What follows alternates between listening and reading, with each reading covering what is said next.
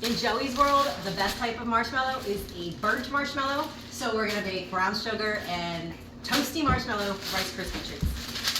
All right, these are gonna puff up a lot. 1.5 sticks.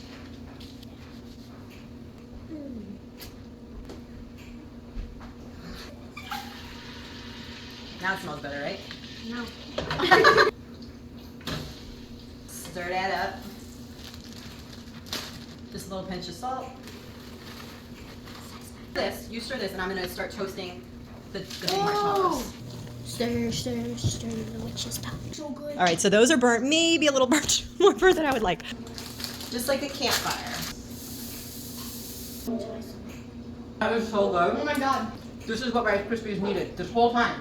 He wants to add like Halloween sprinkles. Ooh, those look so spooky. Don't. Spooky, spooky. It's heavy, guys, so you might want to get like a dad to do this.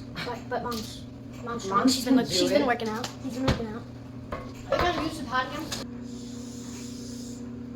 Joey, 10 out of 10?